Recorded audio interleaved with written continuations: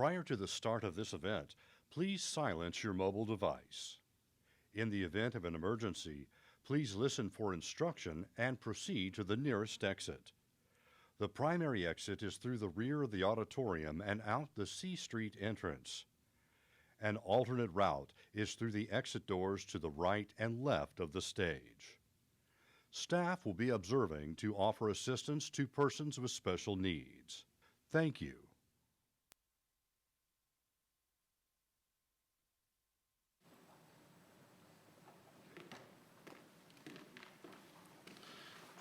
All right. Good morning, everybody. Welcome, everybody, to the kickoff of Indian Affairs and the Department of Interior's National Native American Heritage Month 2019 celebration. I'm Mark Cruz, a member of the Klamath Tribe, and I have the distinct privilege of serving as the Deputy Assistant Secretary for Policy and Economic Development. I'm the MC for today's program, which will be followed by our Veterans Day honoring event this afternoon at 1:30 here in the Yates Auditorium, so I hope you join us there. In keeping with this year's theme, honoring the past, embrace the future, we have planned an exciting lineup of events starting with today and continuing on November 19th, 20th, and 21st. The complete programming schedule can be found on the posters located at each entrance to the main interior building, as well as visiting our website, indianaffairs.gov, and click on Native American Heritage Month 2019 on the right side of the homepage. This morning, we'll hear from the Assistant Secretary for Indian Affairs, Tara Sweeney, and our keynote speaker, Nick Hanson, the Eskimo Ninja. But before doing so, we'll have the BIA, Office of Justice Services, Color Guard come and post the colors. And we also have the distinct privilege of having the Zotai drum group do their songs. This will include the flag song and the national anthem, and shortly thereafter we'll have Spike Bighorn provide the blessing. So at this time, I ask you all to stand and join me as the color guard posts the colors.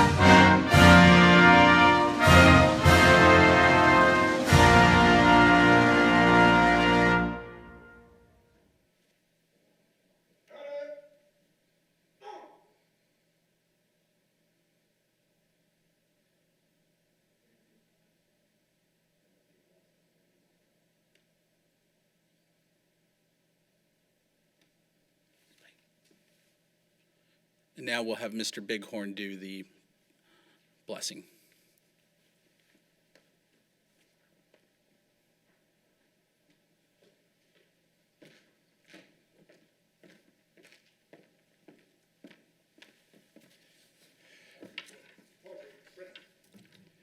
Thank you, Mark. Indeed, a pleasure for me to be here today. Heavenly Father, we come to you today asking for your blessings as we celebrate our unique and distinct cultures during the upcoming Native American Day Heritage Month events. We ask you to be with us today and throughout this holiday season, keeping our families, friends, and loved ones safe and secure. We pray that you will provide safe travel to all guests and visitors with us today and throughout the month as they return to their homes across the country. We are thankful for their willingness to share their expertise and experiences with us during these important events. Heavenly Father, we also pause today on this occasion to offer our deep appreciation and gratitude to all of the veterans who have served our country so valiantly and selflessly throughout our nation's history. We are eternally indebted to each and every one of them for the sacrifices they've made and the bravery they have exhibited in protecting our country. Thank you, Heavenly Father, for all the blessings you've bestowed upon us as we say, Amen.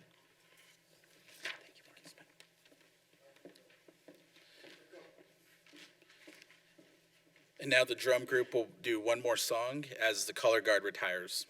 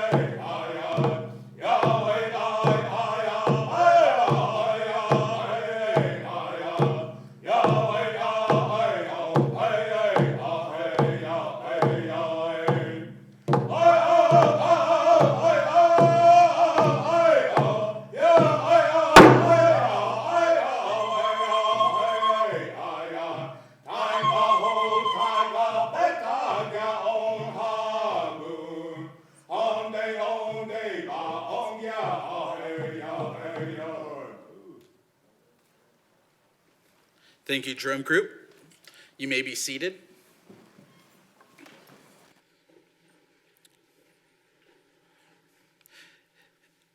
At this time, it's my distinct honor and privilege to welcome the Assistant Secretary for Indian Affairs, Tara Sweeney, up to the stage, and she'll introduce our keynote speaker. Thank you. Good morning. I'd like to welcome everyone and welcome to the folks who've come outside of the Department of the Interior to be here, and to those that are watching the live streaming online. It's truly an honor to be here to help kick off the Department of the Interior's 2019 National Native American Heritage Month celebration. We're glad that you're here to join us. Appreciate the wonderful blessing that Spike Bighorn provided, as well as the opening song and the flag song. Thank you so much for being here. I'm very humbled when we are able to host events like this here at Interior. And while we celebrate our Native American heritage every single day, we find different ways to share the beauty of who we are as Native people anytime that we have the opportunity to host events like this. And so I'm really honored that we are all here today. Now, starting today and continuing on November 19th, 20th, and 21st, we will be offering Native arts and crafts, the legendary Indian tacos, and speakers and presenters who will share with you their talents, achievements, insights, and inspirations that we hope will give you another way to see and understand the world of Indian country and Alaska Native people. Our theme for this year is Honor the Past and Embrace the Future, and our celebration does just that. The speakers you will hear and the performers you will see represent the best and the brightest of Indian country and Alaska Native villages. They also represent our people's past, present, and future through their unique experiences, their talents, and their achievements. And in honoring our past, we will remember those men and women who have served in our nation's armed forces with our Veterans Honoring Day event this afternoon, right here, again, in the Sydney Yates Auditorium. And embracing our future, we will start with our keynote speaker, someone I'm very, very proud of, Nick Hanson, also known as the Eskimo Ninja. Nick comes from a place in Alaska that I would consider God's country. You have the ocean on one side, you have the river on the other side of the community, and the backdrop of some of the most amazing mountains that offers the bounty of the sea and the river, as well as the bounty of terrestrial animals like caribou and moose, to which we both love. Nick earned his name, Eskimo Ninja, from the multiple appearances as a competitor on the TV show American Ninja Warrior. And in addition to being an athlete, he's a motivational speaker, coach, and mentor. Many students and children in Alaska look up to the Eskimo Ninja. And he comes from a very loving and supportive family. And I'm just so proud that you could come down from Alaska, bringing a little cooler weather to be here with us today. And so with that, I welcome you to this stage, Nick.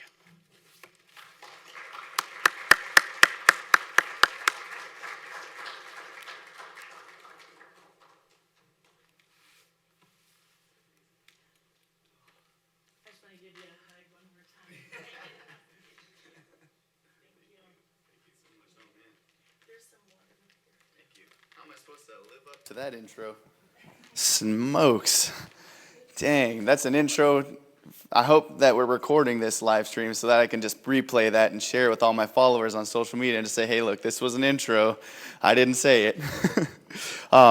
Good morning, you guys. Uvanga Nick Nick Hanson, Inupia Rurunga Unalach Liman Ut Kiavig Minlu Alaskami, Apara Charlie Hobson, Asi Akaga Adeline Kutungan Hobson, Maura Eben Hobson Sr., Savakbanga Ruok Alaskami, Ika Utavlani Napaklagu AFN, Alaska Federation of Natives, North Slope Burolu, Suli Apara Charlie Hobson, Charlie Hobson Room, Chetlunga Nupiatun Ilaruchiamik, Dataga Eddie Hobson Sr., Dinganik. Savakbunga Rock Sekutivlagu ASRC, Arctic Slope Regional Corporation. Apaga Brett Hansen, Danik. Akama Davida Hobson Hansen. Bikbarihira Nupiaruluni Belarusinga. Asia Nayukangi Europe Mururuk. In my language, I introduced myself. My name is Nick Hanson. I'm an Inupiaq Eskimo from Unalakleet and Barrow, Alaska. My mom is originally from Barrow and Unalakleet. She traveled back and forth as she grew up. My grandparents are Charlie and Adeline Hobson. My grandmother is originally Adeline Kutungan from Unalakleet. So I have ties of my bloodline coming from Unalakleet and from Barrow. My great-grandfather is Eben Hobson Sr., and if you don't know that name, he founded or helped co-found the Alaska Federation of Natives, which is a conference that we hold annually in Alaska that gathers all the Alaska Native leaders together so that we can have a voice in our local government, so that we can maintain our subsistence lifestyle, so that way we can maintain the cultural aspects of Inupiaq or Yupik or Chupik or Athabaskan or Alutiiq, whatever they might be. So we represent all the different contingents of Alaska, the different tribes of Alaska, all in one place, and that way we can discuss what we want to talk about as far as maintaining our culture. My great-grandfather also helped start the Circumpolar North Conference, which is a conference that not only goes across Alaska, but into the Canadian Inuit Arctic, all the way as far as Greenland, and into the native contingents of Russia. And they all gather together every 2 years, I believe, in the Circumpolar North, and 3 years. 2 or 3 years, I forget exactly. I'm supposed to be going to it in 2020. I think it's in 2020, and I'm supposed to go to it. So I think it's every 3 years, and he helped start that as well. So I come from a long line of leadership. My dad's side is mixed European, so I'm a half-breed. I'm half Inupiaq, half mixed European, and mostly Italian, a little bit of Scottish mixed in there. It comes out in my beard in the summertime. It's also very evident in my sister. My sister is a ginger, 100%. Yeah, she competed in the World Eskimo Indian Olympics this year, and people were like, that's your sister? Because you have to be 1/8 native to compete at the WIO Games, the World Eskimo Indian Olympics. And so everyone was like, are you sure? Are you sure? Because she's got to be Casper style, like Casper White, like just completely red hair, green eyes. But if you look at her when she smiles, she's very Inupiaq. Her smile really brings out the Inupiaq in her eyes. And she grew up in my village just like me. I grew up in a village called Unalakleet, Alaska. It's on the west coast. It's a village of 750 people, roughly. It fluctuates here and there. 743, I believe, was the actual count last time, but it jumps up and down depending on who decides to move back home. So I grew up in a small village. It's a fishing village, a hunting village, and we live probably, in our community, I would say 60% of us live, they live a 60% subsistence lifestyle, so subsistence is a big part of our culture. It's a big part of our lifestyle out there. A lot of hunters, a lot of gatherers, a lot of berries, and fishing is a big part of our culture in Unalakleet. As Tara said, just really appreciate, I'm stunned. I was like getting nervous sitting in the chair, like, man, this is a great introduction. I hope I live up to it. I'm like starting to sweat. I was like, I'm not even on stage yet. I'm already starting to sweat just from this intro. But it's awesome to be introduced by one of our strongest Alaska Native leaders, the highest ranking Alaska Native, not to mention an Alaska Native woman representing all of the Native people of America. That's so crazy to think about. I just learned that stat, and I'm just like, whoa, I'm practically related to her. I'm just going to put that in my pocket, hold on to that one for later. As she said, I've been on American Ninja Warrior for the past 5 seasons. And American Ninja Warrior was a big change in my life. And a lot of people, one of the big questions that I get is, what does it take to be a ninja? Everyone's always curious, what does it take to be a ninja? Or what does it take to get on a TV show like American Ninja Warrior? And what kind of training do you have to do? All these different things. And what they don't realize is that it's not just about like training. It's not just about physical activity. It's about what are you doing and who are you? It's like who you are. American Ninja Warrior really wants to represent each and every one of us for who we are. I don't know if you've ever watched the TV show, but the production does a really good job not lying. They do a really good job representing each and every one of us almost exactly how we want it to be represented in our submission videos. So every single year we have to submit a 3-minute video and an application. And that application process, go to anwcasting.com. I'm telling you this now, submission videos are due on the December 6th. So whenever you guys want to submit your video, they're due December 6th. anwcasting.com, you submit this video. It's about our application. It's about, 3 or 4 pages worth of questions that ask you all these different things. Where are you from? Who are you? What is your personality? Like, what's your favorite color? What's the most tragic thing that's ever happened to you? What's the most positive thing that's ever happened to you? Your greatest athletic achievement? All those different kinds of questions. Who is your biggest mentor? And then you submit this 3-minute video that showcases all of those things. It showcases who you are. It showcases where you come from. It showcases what you're capable of. And my submission video started in like 3rd grade.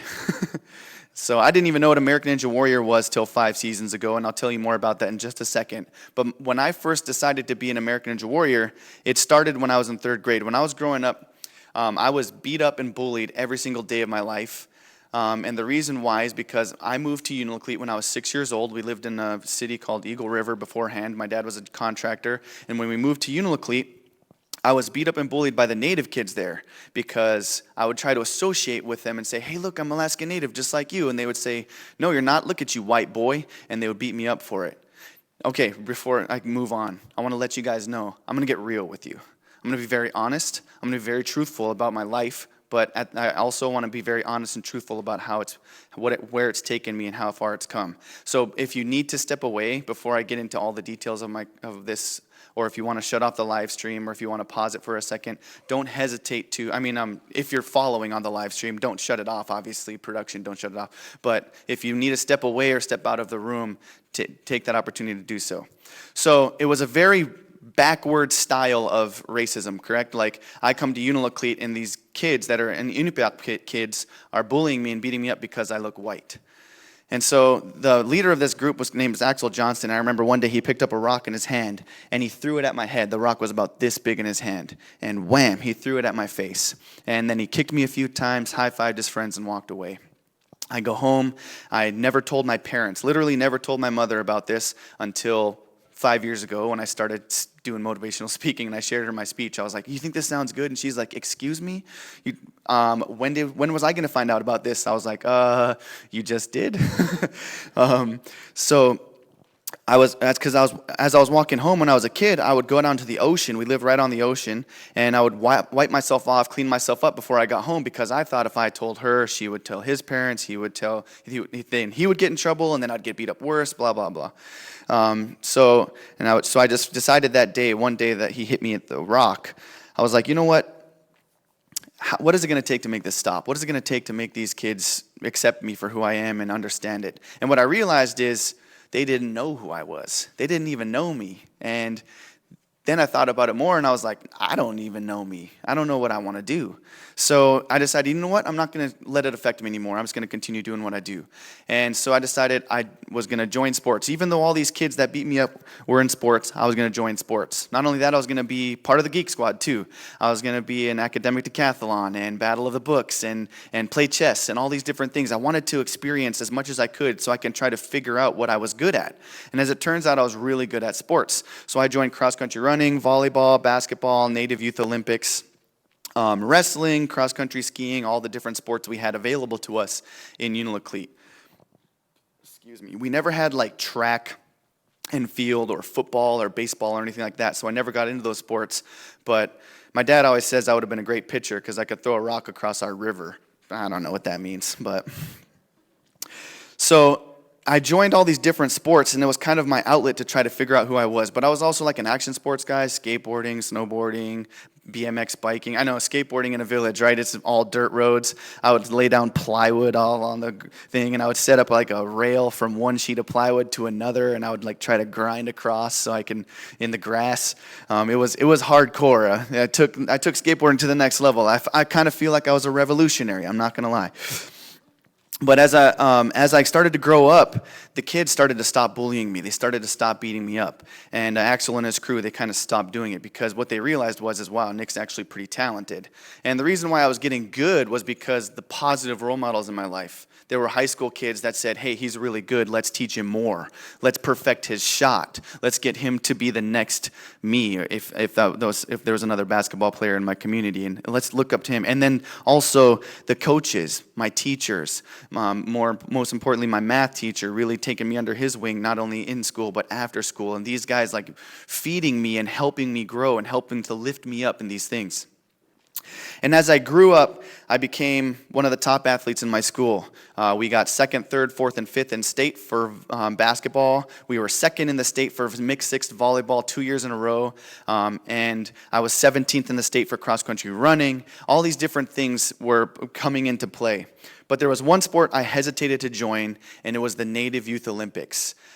So for those of you that don't know what Native Youth Olympics are, you've never heard of it, the World Eskimo Indian Olympics or the Arctic Winter Games. All these games, there's a division in the Arctic Winter Games called Arctic Sports. And these represent the NYO games that we play, Native Youth Olympic Games. So they're basically games that represent hunting techniques and survival techniques our ancestors would use to hunt and gather out on the ice and to survive the harsh Alaskan conditions in the Arctic. So imagine one of the games, for instance, is called the Knuckle Hop. And I'll demonstrate it for you guys here in just a few minutes, just because that way you guys can get an insight about what it means and what it takes. And maybe if any of you guys want to come up and try, you can maybe give it a shot. But the Knuckle Hop is a game where you get down as low as you possibly can into like a down push-up position, and you hop across the ice, mimicking the movements of a seal. You would put a seal skin across your back with your harpoon on your back, and then you would mimic the movement of a seal in order to get close enough to pop up with your harpoon and strike. And then the seal might dive into its hole, and then you would have a 30-foot sinew line made out of the tendons of all our caribou or a moose that we had caught previously. And then it would swim away, and then the harpoon stick would go across the hole, and you'd grab that stick, and you would fight against this 250-pound seal, battling and swimming in its element, trying to get away from you, and you would pull it out of the ice, which is another game that we play, the Eskimo stick pull. It's just you grab a stick in between two people, and you have to try to fight for it. And it's just all these different games that represented hunting techniques and survival techniques our ancestors used every single day of their lives. And the NYO games are a way for us to maintain that connection, a way for us to maintain a connection to our ancestry, but turning it into a modern sport. But I didn't join until I was a junior in high school, and you can join as a 7th grader and compete against the best in the world. You can compete as a 7th grader and compete against high school kids, college kids, elders, whatever at the WEO games. And I didn't join until I was a junior, and the reason why I didn't join was because it was the Native Games. And I thought, that's the Native Games team. They don't really want me on their team, right? I'm the white kid. That's still kind of lingered in my head. Even though I was accepted onto the basketball team and all these different sports, I really didn't think, the Native Games, not really. But then when I was a junior, I was like, all right, I'm going to join. And the reason why was because the captain of my basketball team, he begged me to. He said, you've got to do it, man. I promise. I'm a senior. You're a junior. You have to do this. If you don't do it, I'm going to graduate. You're going to regret it. And it's going to be like, oh, man, I could have taught you everything I know. I will. Matter of fact, I'll teach you everything I know. I'll come to your house. I'll stay after practice late. I'll come into school early. Whatever it takes to teach you the game so that way you can get good this year and we can go to state together and compete together. And we'll win together. And I was like, all right, cool, let's do it. You're the captain of my basketball team. I respect you. You're a friend. Let's do it. So I joined the games, and sure enough, he taught me every single thing I know about all the different sports that I competed in. And I ended up winning regionals in the Scissor broad jump, which is a game kind of like the triple jump in track. I can demonstrate that as well if you guys want me to. I'm the world record holder in that event. And he also taught me the one-hand reach, the 1-foot high kick, and all these different things. And he made it to state as well, and sure enough, we won. And I even tied the state record that year in the Scissor broad jump, and we both won gold. And then he taught me so well that I took it to the next level. After high school, I went to the World Eskimo Indian Olympics, and I ended up qualifying for the Arctic Winter Games team. And now I'm one of the top 4 athletes in the world for the Arctic sports. And I'm a 2-time world record holder, once in the toe kick, at 98 inches. Then it got broken by a high school kid named Steven Ugala from Unalaska. He got 100 inches, and then I went to WEO the next year, and I got to beat my record. I got 100 inches. I tried to go for 101, and I missed. And so Steven and I both kind of tied the record together. But then I also hold the record solely in the Scissor broad jump at 37 feet 5 inches, which is, I'll demonstrate what that game is, and maybe you guys can give it a try if you guys want to. I'm always willing to get people up out of a chair to go do something active, and don't hesitate to. I'm a coach, so I love doing it. The captain of my basketball team's name was Axel Johnson. And he's the kid, in case you weren't paying attention, he's the kid that threw the rock at my face. He's the kid that beat me up every day of my life growing up as a kid. And here he was, the captain, teaching me everything I know about the Native Games. He taught me so good, it turned me into this crazy athlete that you see before you. My entire 3-minute submission video for American Ninja Warrior was the Native Games. It was literally clips of the Native Games and me explaining what those games are. If you look it up on YouTube, just type in Eskimo Ninja, you can find my submission video from my first season. It's literally just clips in slow motion of me kicking 1-foot high kick, 2-foot high kick, and all the different events. I would love to demonstrate 1-foot and 2-foot high kick for you today, but I can't because I have a torn ab muscle, and I understand what I can and cannot do, but I can demonstrate those other 2 events that they're my favorite events anyways, so I'd rather just demonstrate them. Axel taught me every single thing I know, and he became one of my greatest mentors in life. Then 5 years ago, he committed suicide. And I've lost 13 of my basketball teammates and classmates to alcohol-related deaths and suicides. Like I said, I'm going to get real with you guys.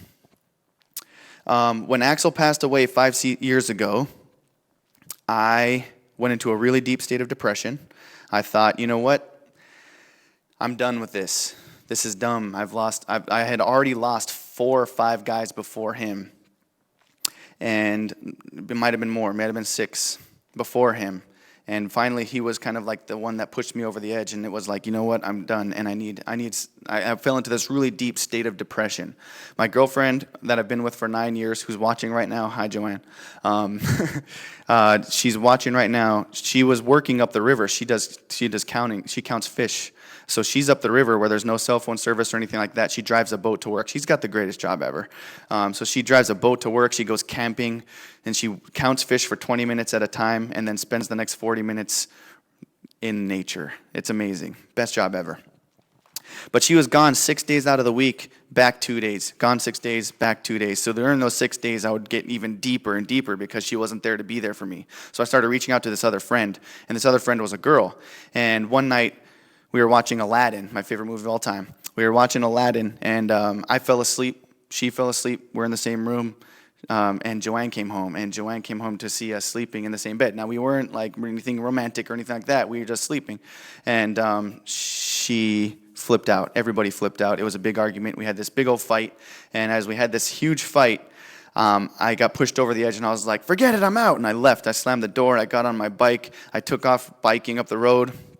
I sent a text message to all of my family, and it said, I love you, goodbye. I rode my bike up to the edge of these cliffs. The cliffs are about 230 feet at the highest. They drop down to about 80 feet, and then it's just like tundra rolling into the ground from that point. I took it probably halfway up, maybe at about 100 feet. I took my bike up to the edge, and I rode it off the edge, thinking, I'm going to die, and I don't care. Rode my bike off the edge of this cliff, and from there I kind of blacked out. I don't remember exactly what happened, but what I do remember is waking up on the beach about 30 feet away from my bike. I woke up and I looked up at the cliff, and I was like, looked at my bike, looked at the cliff, thought about what happened. Yo, where was the camera?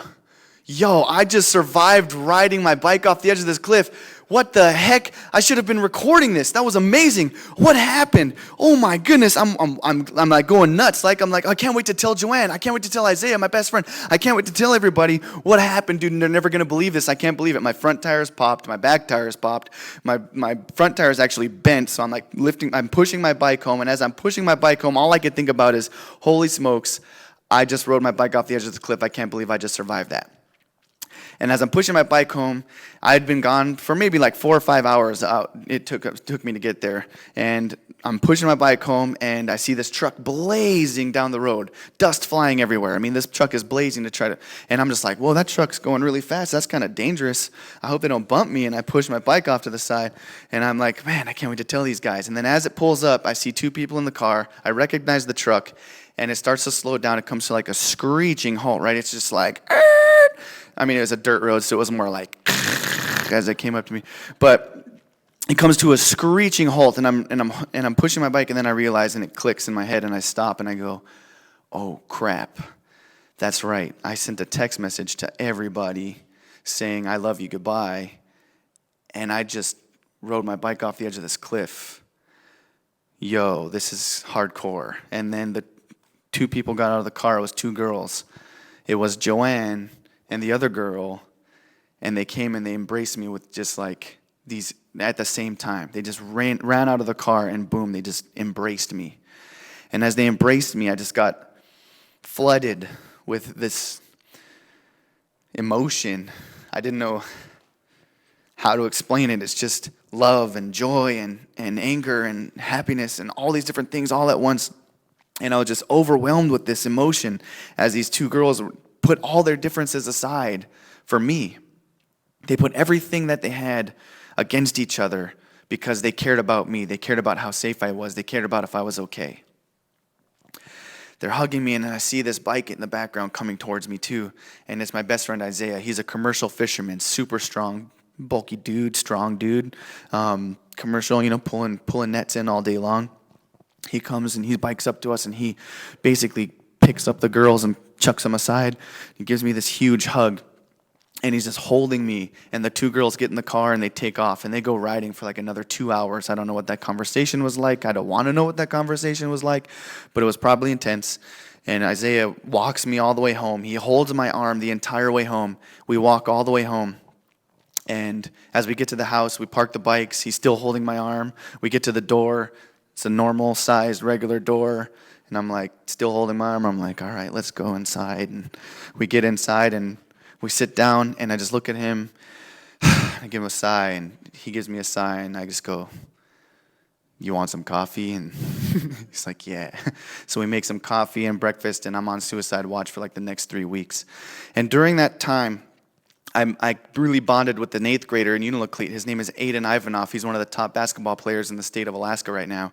And I really bonded with him. We did a lot of prank videos, home videos together, him, me, and Isaiah for the next 3 weeks or so. And he was like, hey, I think you'd be great on this TV show called American Ninja Warrior.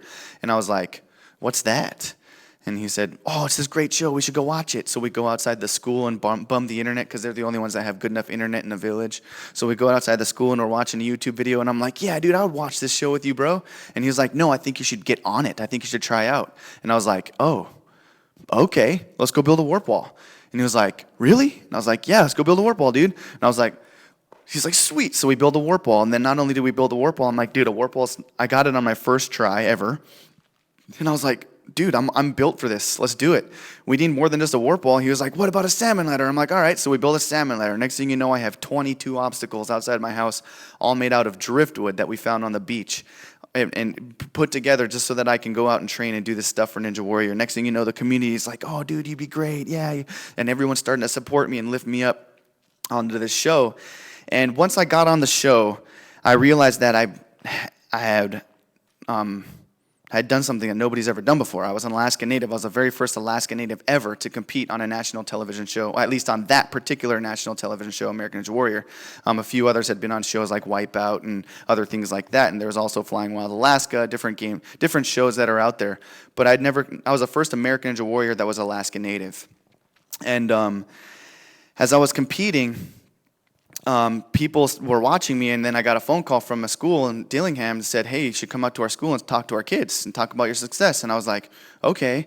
And then it started to become this ongoing thing where I was getting phone calls every week, and then now I'm getting phone calls and emails that I can't even keep up with.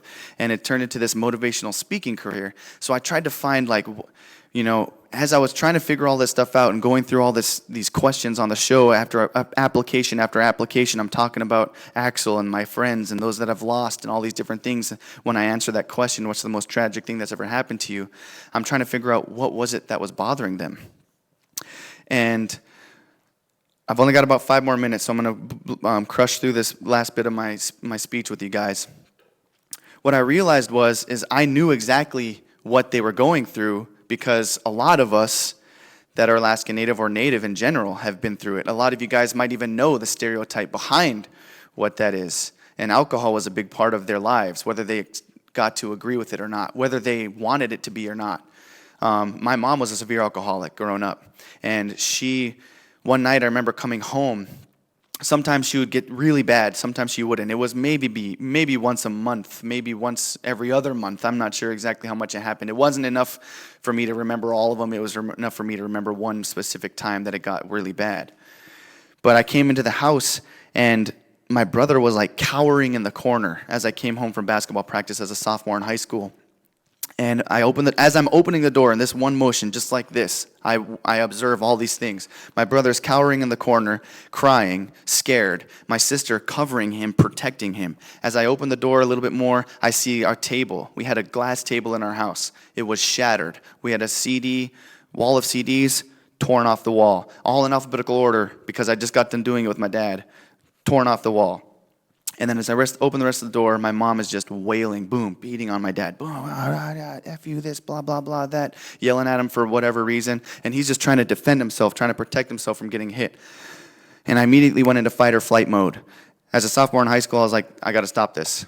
Grabbed my brother and sister, put them in the bedroom, said, Amberlyn, read to Jonathan, take care of him, make sure he's okay, I'll take care of it. I walk back outside, I grab my dad, I force him to get up, I bring him upstairs, he's yelling at me, I didn't do anything, I don't know what she's mad at me for, this, that, and the other thing.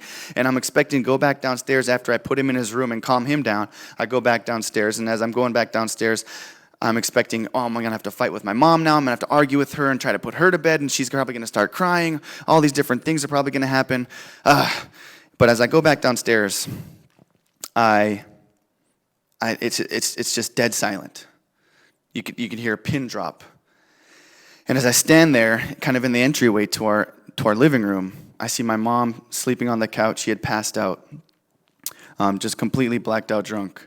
And the glass everywhere, the CDs everywhere, and I just started cleaning up. That was all I can do, was just start cleaning up the mess. And I started picking up glass. I started picking up CDs, putting them back in their cases. If they were broken, putting them in a bag so that I knew which ones were broken so we could replace them.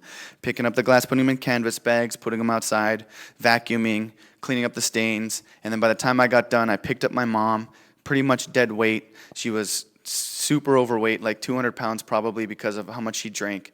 And I picked her up, brought her inside the bedroom, in my bedroom, put her on my bed, laid down next to her and went to sleep with one hand on her, making sure that she was still breathing, put her on her side. I had learned all of that in like a CPR class and made sure that she was breathing and made sure she was asleep, understanding that tomorrow she probably won't even know what happened. She'll probably go outside and ask what happened to the table.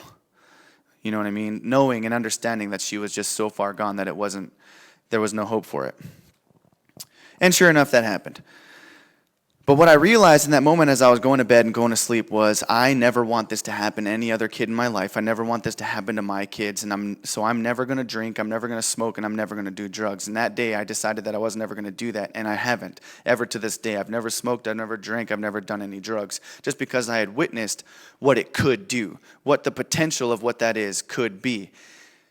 And I'd seen that happen, and I'd known about that happening because the guys that I have lost, I've slept over at their house and witnessed it happening in their homes too. And then I realized, as I was filling out my applications for Ninja Warrior for like my second year or third year, this was why. This is happening not just in my community. This is happening in my home. This is why Axel made that choice. This is why those boys got pushed so far to the edge, because I remembered what had happened to me. I had gotten so emotionally unstable when Axel passed and all those different things when I had attempted suicide that I'd realized exactly what they were going through, and that all that trauma over the course of their history was affecting them so much that they didn't want to keep it up. They wanted it to just all end. And then they were starting to repeat the pattern. So they were just like, this is the easiest way for me to get out of it. And now it's a very selfish decision. It's a very easy way out, people say. But we don't understand every time what those guys are going through. And it doesn't have to be that bad.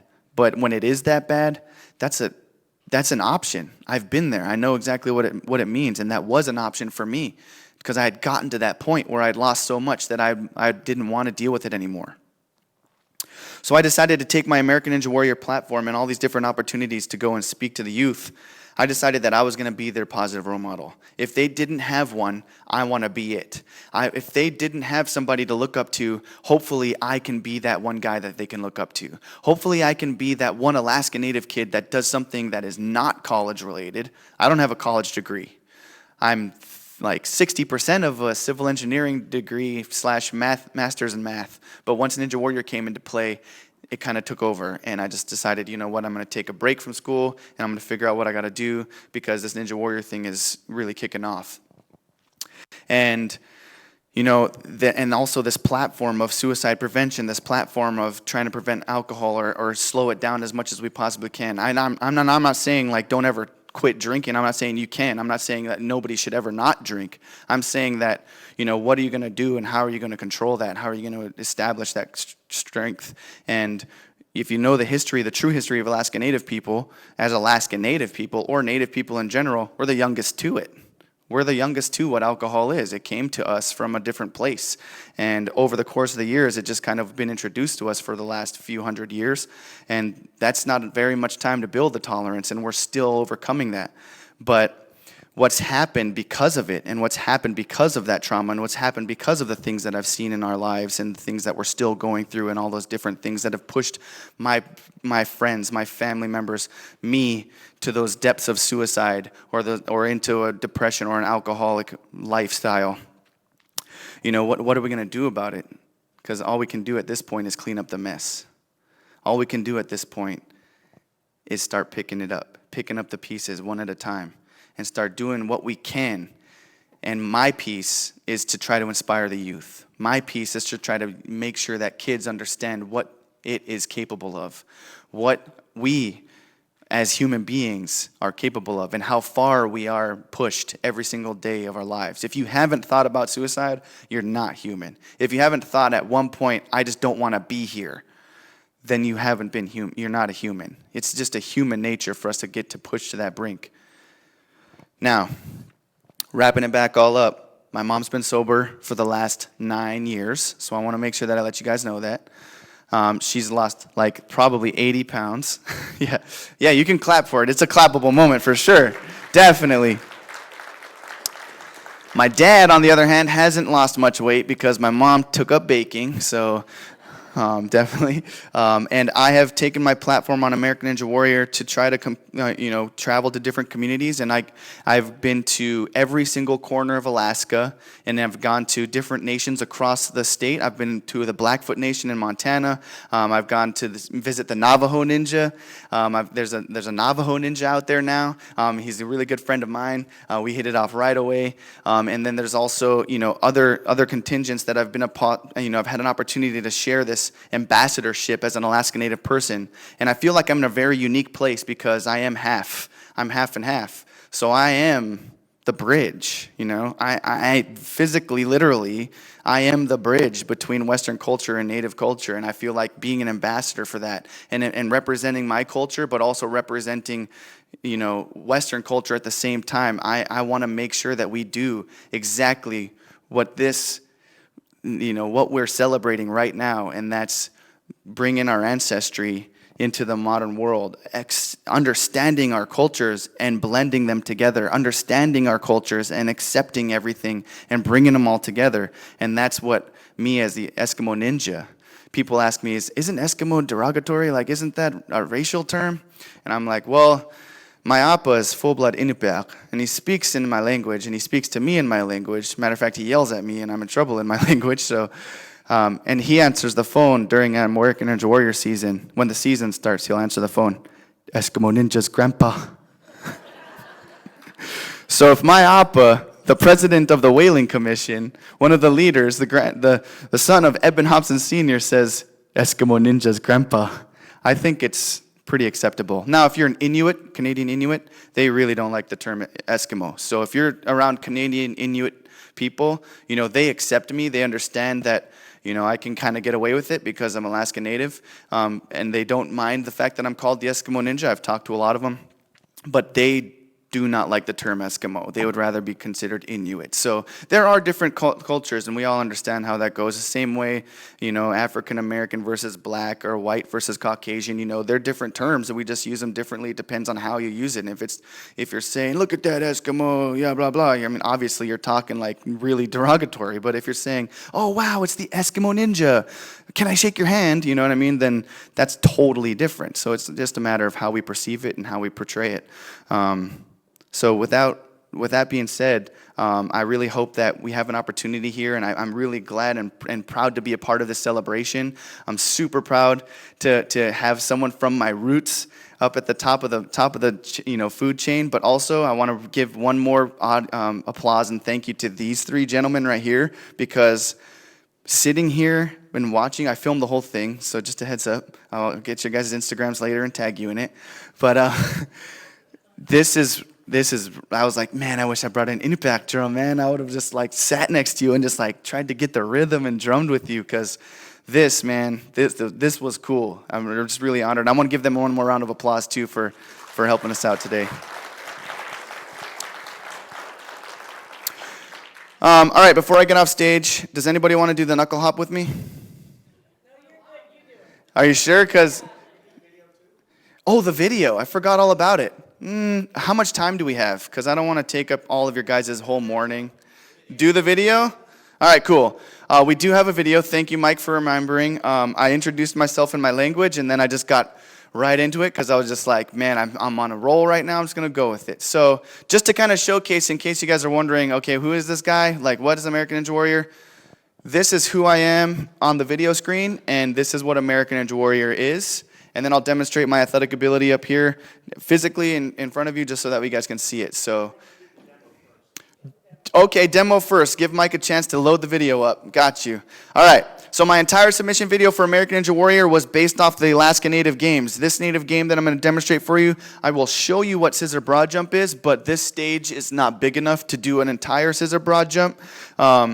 Because if I were to go from this wall to that wall, I would literally hit the other wall before I landed my final jump. So I'll show you what scissor broad jump is. It's a lot like triple jump, but then I'll demonstrate what the knuckle hop is. And then whoever wants to come up and give knuckle hop a try after I demonstrate it, I'll do it with you again. That way you guys can give it a try. All right. I'm going to turn the mic off.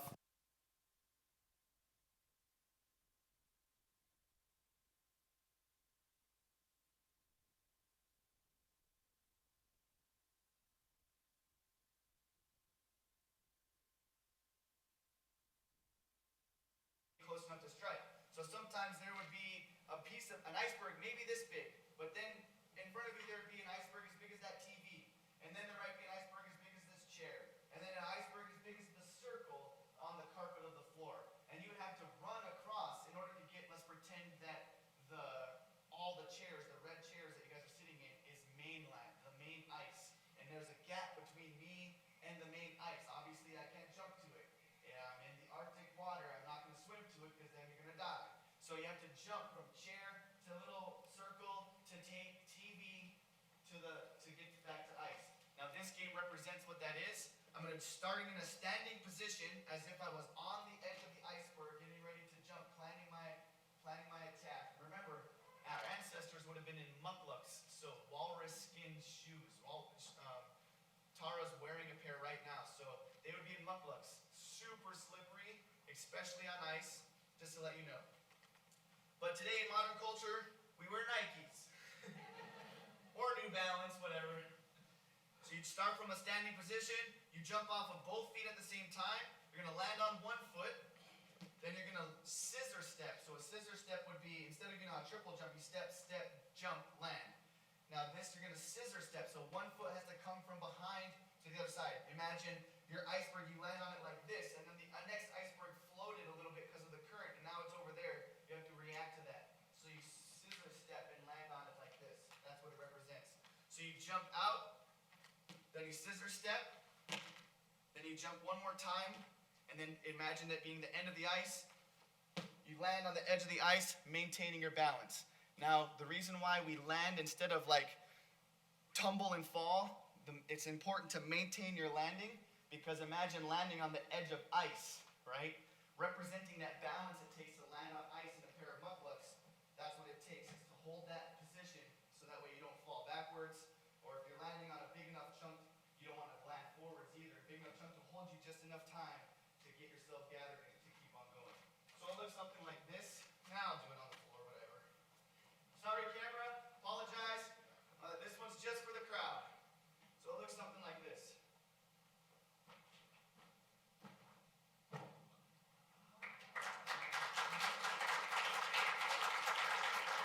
Okay, camera guys, I'm back with you.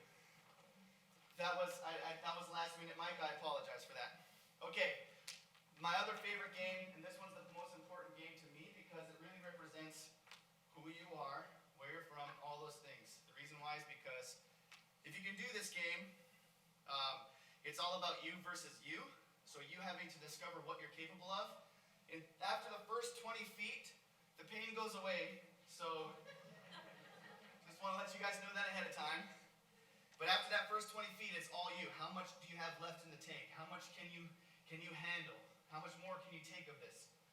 So I'm going to do the knuckle hop. And in the knuckle hop, this game, like I said, represents the hunting techniques our ancestors would use to hunt seals out on the ice. What I'm going to do is I'm going to get down into a push-up position on my fists, like this. into a down push-up position. Now it's important in the modern sport, just like any other sport, you have referees and judges. You're gonna stay planked. If your butt's too high, then they're gonna call you on it. You get 3 warnings before they stop you. So it's important to have that good posture, that good plank position. Then you're gonna hop across the floor, mimicking the movement of a seal in order to get close enough to strike. In my case, I'm gonna hop across the floor just to see how far I can go. You cannot touch your knees, you cannot touch your chest. You can only touch your 2 toes, not your 2 toes, but your toes and your hands until as far as you can go, until you're done. It looks something like this. Camera guy, I'm gonna go and I'm gonna attempt to come back. But I only do this mostly twice a year. Otherwise, I'm doing it with gloves because I'll show you in just a second just what that takes. Here's my hands before. Okay. Hopefully they don't get ripped up today. It looks like this.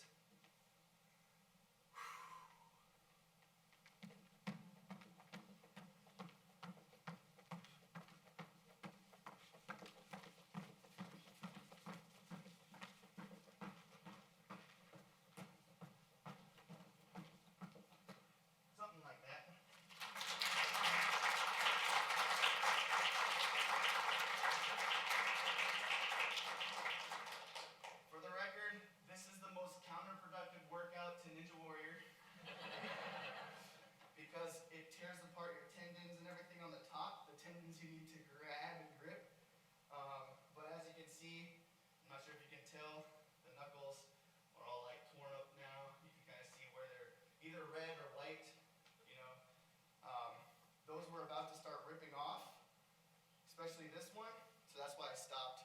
Otherwise, I would have kept going as far as I could. The world record in that event is 192 feet. 191 feet 8 inches is the world record in that. And microphone. And the world record in the scissor broad jump, that the one I demonstrated on the floor, the world record in that event is 37 feet 5 inches. So probably from like where the TV starts to, I would face plant into the wall basically. It's about that far. And those are the games that got me on American Ninja Warrior. Those are the games that I showcased in my video and demonstrated that got me on to Ninja Warrior. Thank you guys so much for having me. I appreciate it, and I can't wait to hear more and watch the rest of the live streams of what you guys are going to be doing. Hopefully there's more live streams. I can't wait to watch more about what you guys are doing. And thank you guys for having me. I appreciate it. And if there's any kind of message that I want you guys to take home, it's any kind of message to take away from this, it's, to know who you are, I think. Knowing who I am is really what got me through all of this. And I've never lost who I am because of a TV show. I've never let that get to me or let that affect me. I just continue to be who I am and understand that, both my Inuit side and my mixed European side. And, if there's, and that's the message that I share with the kids is know who you are, be strong and confident in who you are, and understand that. And with that foundation in life, then you're going to make it no problem, no matter what you have to go through, even if it's as bad as what I've had to been through in my life. So thank you guys so much. I appreciate it. Thank you, Nick. Thank you so much. Awesome. Can I have one of these? Yeah, please. Great. Thanks so much, Nick. Please give Nick and the drummers one more round of applause. And with that concludes our morning event. Thank you for coming. Be sure to be back at 1:30 for our Veterans Honoring Program here in the Yates Auditorium. Thanks so much.